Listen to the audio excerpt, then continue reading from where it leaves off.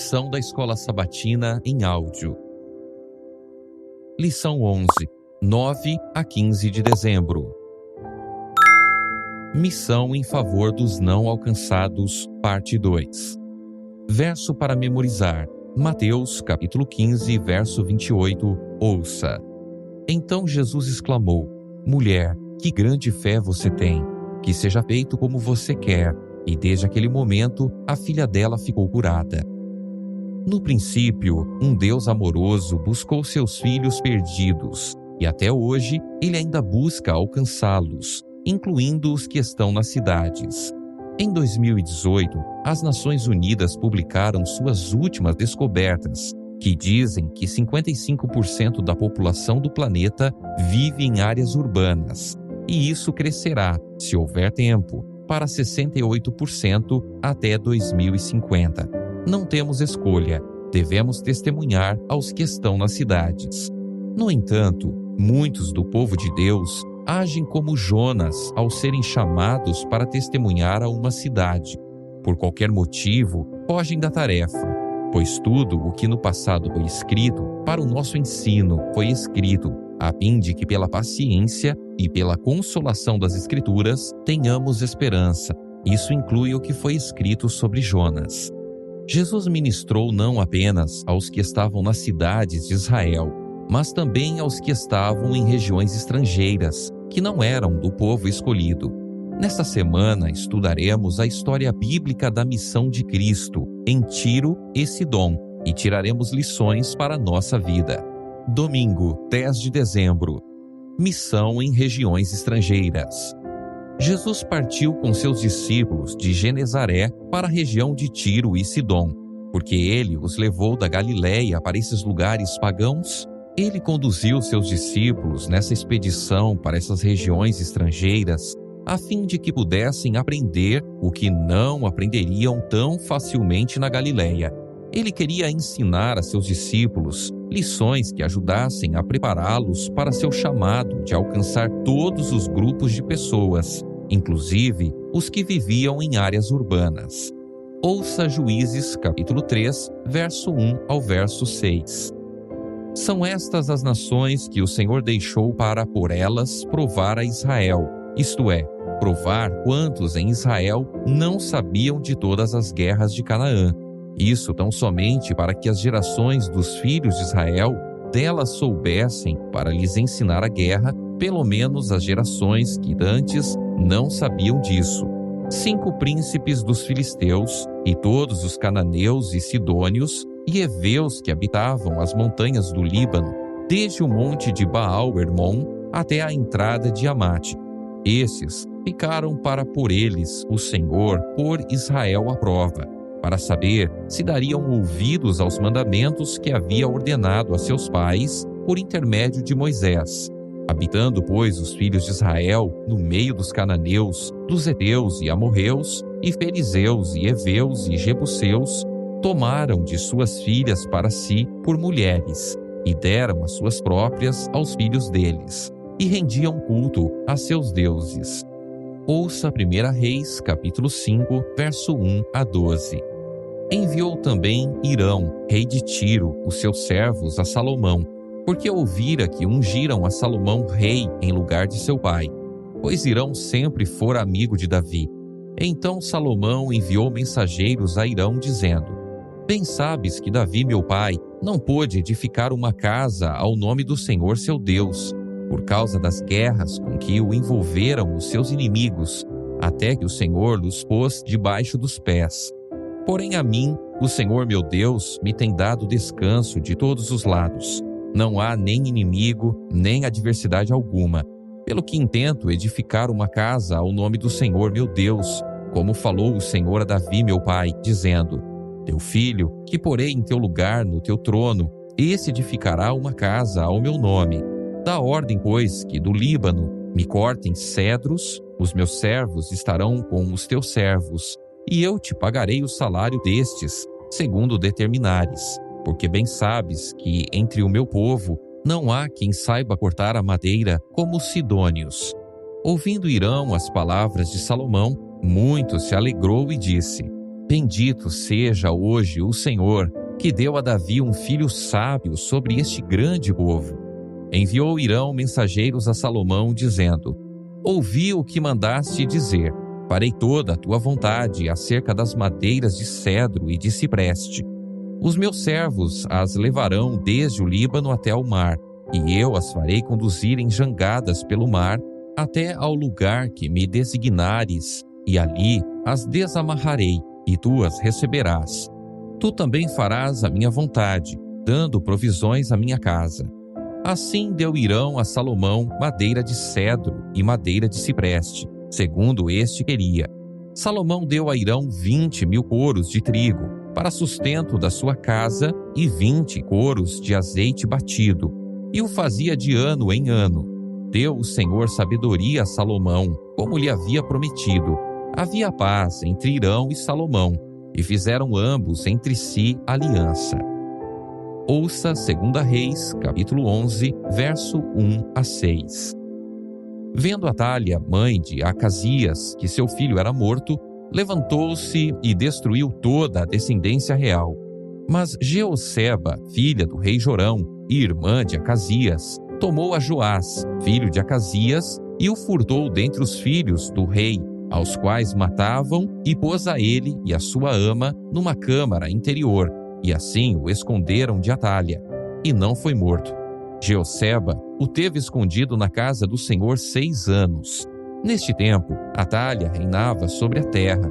No 7º ano, mandou Joiada chamar os capitães dos cários e da guarda, e os fez entrar à sua presença na casa do Senhor. Fez com eles aliança, e ajuramentou-os na casa do Senhor, e lhes mostrou o filho do rei. Então lhes deu ordem, dizendo: Esta é a obra que haveis de fazer. 1/3 parte de vós, que entrais no sábado, fará a guarda da casa do rei, e outra 1/3 parte estará ao portão sul, e a outra 1/3 parte ao portão detrás da guarda. Assim fareis a guarda e defesa desta casa. Como esses textos nos ajudam a entender um pouco do contexto dessas cidades? Em Juízes capítulo 3, verso 1 a 6, vemos que esses povos antigos foram usados por Deus para testar a fé dos israelitas. Infelizmente, o povo de Deus falhou também neste teste, pelo menos neste caso. Tomaram de suas filhas para si por mulheres, e deram as suas próprias aos filhos deles, e rendiam culto a seus deuses. Assim, desde o início, esses povos foram uma pedra de tropeço para Israel. Em 1 Reis, capítulo 5, verso 1 ao verso 11, vemos o estreito relacionamento entre os sidônios e hebreus. Embora vivos laços econômicos fossem mutuamente benéficos, os israelitas ainda eram negativamente influenciados pelo paganismo e idolatria de seus parceiros comerciais. Em 1 Reis, capítulo 11, verso 1 a 6, revela quão negativa essa influência acabou se tornando. O rei Salomão casou-se com princesas de diversas nações que o desviaram. Salomão seguiu Astarote, deusa dos sidônios. No entanto, apesar da história do paganismo e da idolatria e sua influência negativa sobre a nação escolhida, Jesus levou seus discípulos àqueles lugares. Assim, ele os iniciou na missão urbana intercultural, confrontando o seu preconceito e padronizando para seus seguidores a missão a todas as culturas e nacionalidades. Há muitos desafios para o missionário adventista nas cidades, entre os quais estão questões ambientais e de saúde. Outros seriam o custo de vida alto, o racismo, a intolerância, o nacionalismo e as restrições à liberdade religiosa e de expressão. No entanto, apesar desses obstáculos, temos que trabalhar pelas cidades. O que você pode fazer para ajudar os envolvidos no Ministério Urbano? Segunda-feira, 11 de dezembro. Buscando as multidões. Apesar dos desafios externos e internos, Jesus graciosamente estende o chamado para sua missão nas cidades. Ouça Mateus capítulo 9, verso 35 a 38. E percorria Jesus todas as cidades e povoados, ensinando nas sinagogas, pregando o evangelho do reino e curando toda sorte de doenças e enfermidades. Vendo ele as multidões, compadeceu-se delas, porque estavam aflitas e exaustas, como ovelhas que não têm pastor. E então se dirigiu a seus discípulos: A seara, na verdade, é grande, mas os trabalhadores são poucos. Rogai, pois, ao Senhor da seara, que mande trabalhadores para a sua seara. O que isso nos ensina sobre a missão para com as multidões, onde quer que as encontremos? Jesus era movido por compaixão pelas multidões, como as que se encontram nas cidades. Lucas capítulo 19, verso 41, descreve como Jesus chorou sobre Jerusalém. Podemos não entender a profundidade do seu amor, mesmo pelas massas anônimas que vivem nas cidades. É por isso que em Mateus capítulo 9, verso 38, Jesus nos disse para orar, a fim de que nossos motivos e sentimentos sejam como os dele.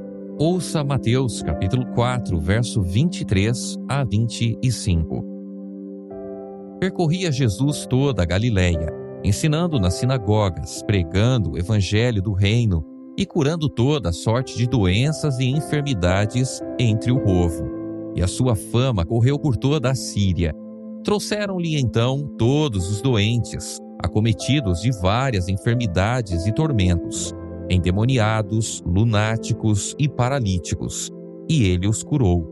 E da Galileia, Decápolis, Jerusalém, Judeia e da além do Jordão, numerosas multidões o seguiam.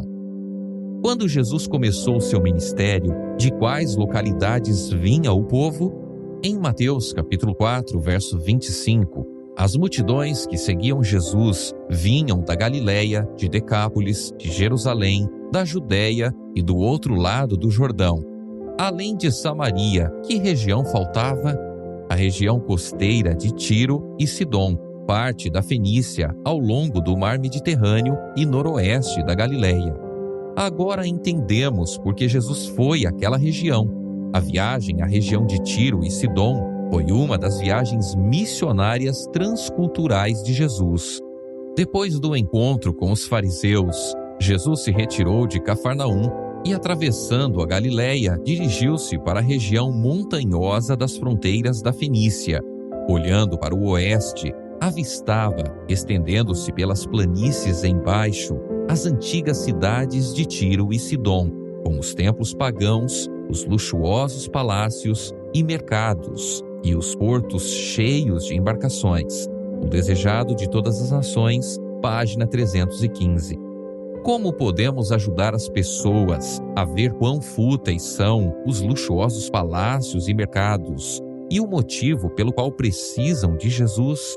Terça-feira, 12 de dezembro, em Tiro e Sidom. Os estudiosos creem que Mateus foi escrito para um público judeu e que Marcos foi escrito para gentios.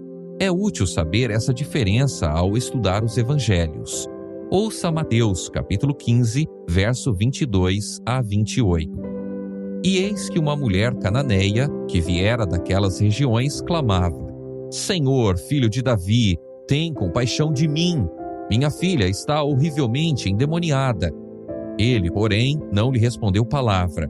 E os seus discípulos, aproximando-se, rogaram-lhe: Despede-a, pois vem clamando atrás de nós.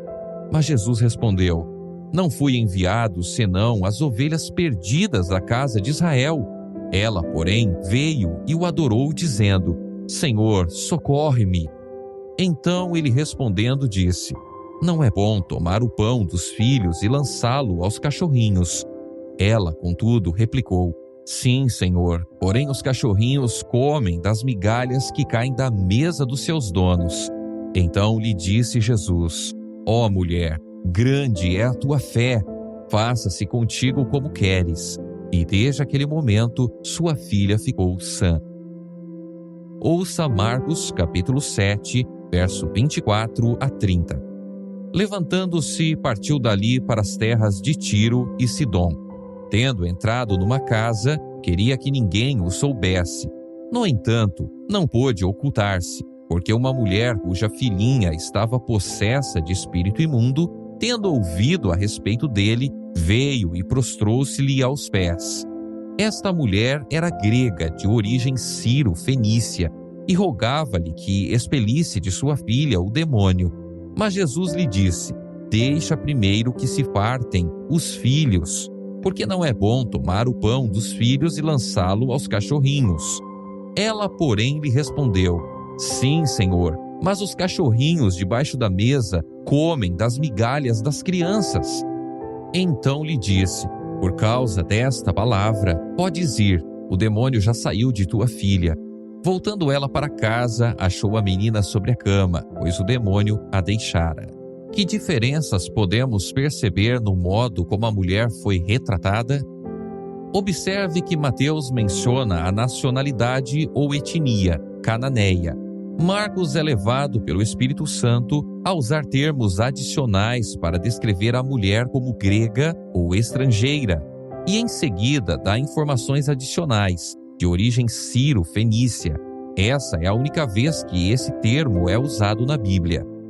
Considere como essa história, em Mateus capítulo 15, afetaria o público-alvo principal com sua formação e visão de mundo. O público de Mateus veria essa mãe como uma pagã desprezada. Isso vem da experiência histórica do povo judeu com os cananeus como um povo que adorava ídolos, cujo estilo de vida e práticas malignas há muito tempo eram uma pedra de tropeço para sua nação. Nem os discípulos de Cristo consideraram a possibilidade de que essa mulher tivesse fé e fosse parte do reino. A audiência gentílica de Marcos teria uma reação diferente. Os gentios não tinham a mesma experiência que os judeus com os cananeus, mas se identificariam com a mulher grega, sírio-fenícia, de origem. Jesus curou um dos seus. Para os gentios, ela seria considerada uma mãe amorosa, preocupada com o destino da filha e queria que o mestre a curasse, independentemente da origem étnica e nacional dela. Cristo não atendeu imediatamente à súplica da mulher. Recebeu essa representante de uma etnia desprezada, como teriam feito os próprios judeus. Agindo assim, era seu objetivo impressionar os discípulos quanto à maneira fria e insensível com que os judeus tratariam um caso como esse, ilustrada pela forma como ele recebeu a mulher. Ele queria impressioná-los também quanto ao modo compassivo pelo qual desejava que eles lidassem com essas aflições, conforme exemplificou ao atender posteriormente o pedido dela. O Desejado de Todas as Nações, página 316. Ouça 1 João, capítulo 2, verso 2. E ele é a propiciação pelos nossos pecados, e não somente pelos nossos próprios, mas ainda pelos do mundo inteiro. O que esse texto nos diz sobre sermos todos iguais perante Deus? Quarta-feira, 13 de dezembro. Mande-a embora. Nas regiões não alcançadas das cidades, muitos anseiam por esperança. Na época de Cristo, o que impedia os israelitas de levar a esperança do Messias a cidades como Tiro e Sidom? O nacionalismo e o preconceito cegaram o povo para as oportunidades de olhar para seus semelhantes, que ansiavam pela esperança predita nas profecias do primeiro advento de Cristo. Hoje, nas cidades, há muitos grupos com os quais Jesus quer que seu povo compartilhe a bendita esperança do segundo advento. E assim como Jesus não se importava com etnias, não devemos nos importar. Ouça Atos, capítulo 10, verso 9 a 16, verso 28, 34 e 35. No dia seguinte, indo eles de caminho e estando já perto da cidade, subiu Pedro ao eirado por volta da hora sexta, a fim de orar. Estando com fome, quis comer, mas enquanto lhe preparavam a comida, sobreveio-lhe um êxtase. Então, viu o céu aberto e descendo um objeto como se fosse um grande lençol, o qual era baixado à terra pelas quatro pontas, contendo toda sorte de quadrúpedes, répteis da terra e aves do céu. E ouviu-se uma voz que se dirigia a ele: Levanta-te, Pedro, mata e come. Mas Pedro replicou: De modo nenhum, Senhor, porque jamais comi coisa alguma comum e imunda. Segunda vez, a voz lhe falou: Ao que Deus purificou, não consideres comum. Sucedeu isto por 3 vezes, e logo aquele objeto foi recolhido ao céu, a quem se dirigiu dizendo: Vós bem sabeis que é proibido a um judeu ajuntar-se ou mesmo aproximar-se a alguém de outra raça. Mas Deus me demonstrou que a nenhum homem considerasse comum ou imundo. Então falou Pedro dizendo: Reconheço por verdade que Deus não faz acepção de pessoas. Pelo contrário, em qualquer nação, aquele que o teme e faz o que é justo lhe é aceitável. Como você resumiria a lição ensinada pelo Espírito Santo? Enquanto esperava o almoço, Pedro teve a visão de um lençol cheio de animais e pássaros imundos. 3 vezes foi dito a ele que se levantasse e comesse. Deus usou essa visão para confrontar o orgulho religioso e a intolerância de Pedro contra os gentios. O apóstolo finalmente entendeu esta verdade. Ele disse: Reconheço por verdade que Deus não trata as pessoas com parcialidade. Pelo contrário, em qualquer nação, aquele que o teme e faz o que é justo lhe é aceitável. Dentro desse contexto, vamos refletir sobre as lições de Tiro e Sidom. Observe novamente Jesus e sua interação com a mãe Ciro Fenícia. Que lições os discípulos aprenderam nessa expedição, que se relacionava também com a visão de Pedro? Como podemos aplicá-las à nossa vida hoje e ao chamado de Cristo nos últimos dias para sua missão nas cidades? Que preconceitos nos impedem de ver as necessidades dos que vivem nas áreas urbanas?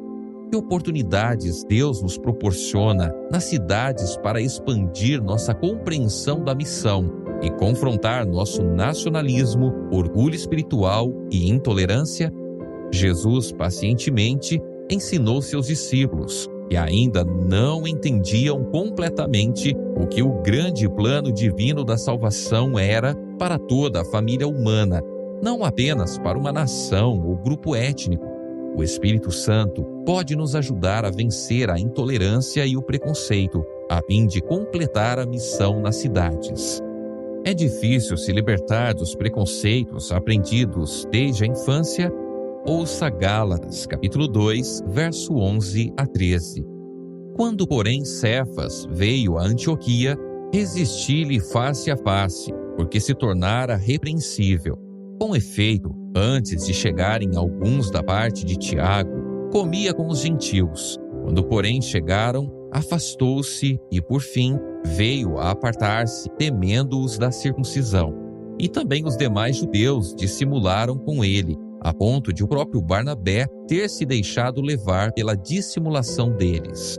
Quinta-feira, 14 de dezembro. Fé na terra? Em Lucas, capítulo 18, verso 8, Jesus fez esta pergunta no fim de uma de suas parábolas: Quando o Filho do Homem vier, será que ainda encontrará fé sobre a terra? Como discípulos de Cristo hoje, precisamos ver o que Jesus está procurando. Nessa história, vemos que Jesus está à procura de uma fé que resplandeça mesmo em meio às trevas. Ouça Mateus, capítulo 8, verso 10 e o verso 13. Ouvindo isto, admirou-se Jesus e disse aos que o seguiam: Em verdade vos afirmo que nem mesmo em Israel achei fé como esta. Então disse Jesus ao centurião: Vai-te e seja feito conforme a tua fé. E naquela mesma hora o servo foi curado. Ouça Mateus, capítulo 9, verso 2. E eis que lhe trouxeram um paralítico deitado num leito. Vendo-lhes a fé, Jesus disse ao paralítico: Tem bom ânimo, filho, estão perdoados os teus pecados. Ouça Mateus, capítulo 20, verso 29 a 34. Saindo eles de Jericó, uma grande multidão o acompanhava. E eis que 2 cegos, assentados à beira do caminho, tendo ouvido que Jesus passava, clamaram: Senhor, filho de Davi, tem compaixão de nós. mas a multidão os repreendia para que se calassem.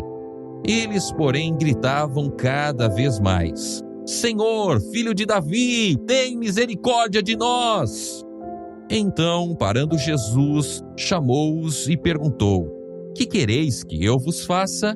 Responderam: Senhor, que se nos abram os olhos. Conduído, Jesus tocou-lhes os olhos, e imediatamente recuperaram a vista e o foram seguindo. Ouça Marcos capítulo 2, verso 5.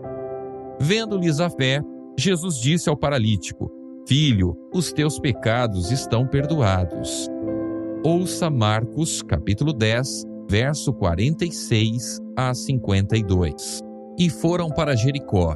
Quando ele saía de Jericó, juntamente com os discípulos e numerosa multidão, Bartimeu, cego, mendigo, filho de Timeu, estava assentado à beira do caminho, e ouvindo que era Jesus o Nazareno, pôs-se a clamar: Jesus, filho de Davi, tem compaixão de mim! E muitos o repreendiam para que se calasse, mas ele cada vez gritava mais: Filho de Davi, tem misericórdia de mim! Parou Jesus e disse: Chamai-o. Chamaram então o cego, dizendo-lhe: Tem bom ânimo, levanta-te, ele te chama. Lançando de si a capa, levantou-se de um salto e foi ter com Jesus. Perguntou-lhe Jesus: Que queres que eu te faça? Respondeu o cego: Mestre, que eu torne a ver. Então Jesus lhe disse: Vai, a tua fé te salvou. E imediatamente tornou a ver e seguia a Jesus estrada fora. Ouça Lucas, capítulo 18, verso 35 a 43. Aconteceu que, ao aproximar-se ele de Jericó, estava um cego assentado à beira do caminho pedindo esmolas. E ouvindo o tropel da multidão que passava, perguntou o que era aquilo. Anunciaram-lhe que passava Jesus, o Nazareno.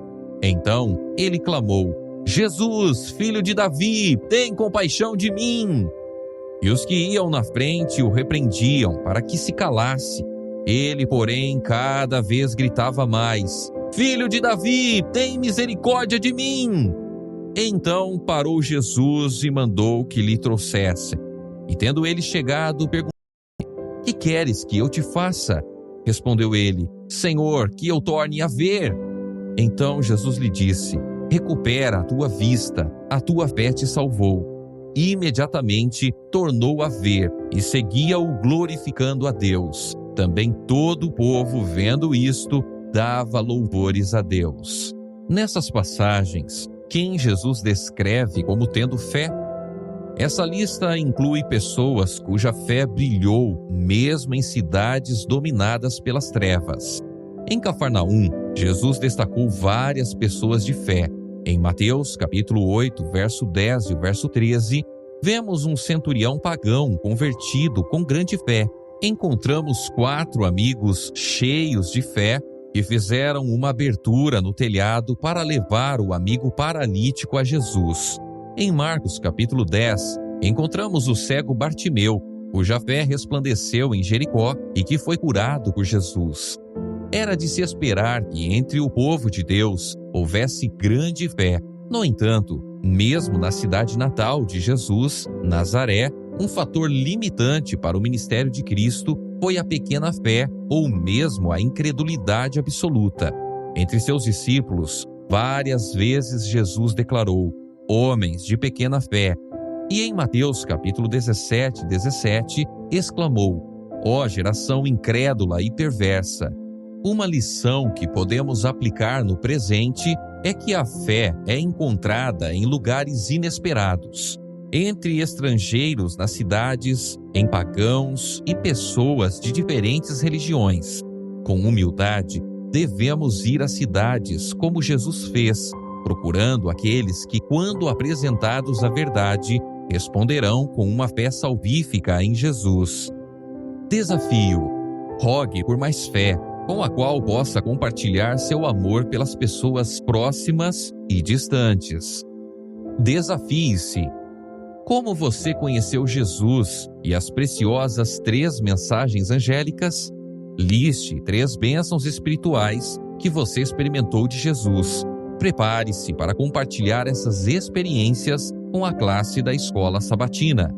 Sexta-feira, 15 de dezembro. Estudo adicional. Entre aqueles a quem os judeus classificavam de pagãos, encontravam-se homens que possuíam melhor compreensão das profecias da Escritura sobre o Messias do que os mestres de Israel. Alguns o esperavam como libertador do pecado. Filósofos se esforçavam por estudar profundamente o mistério do sistema cerimonial hebraico. Porém, a intolerância dos judeus impedia a disseminação da luz, o desejado de todas as nações, página 21 e 22. Jesus, o poderoso Salvador, morreu por essas almas.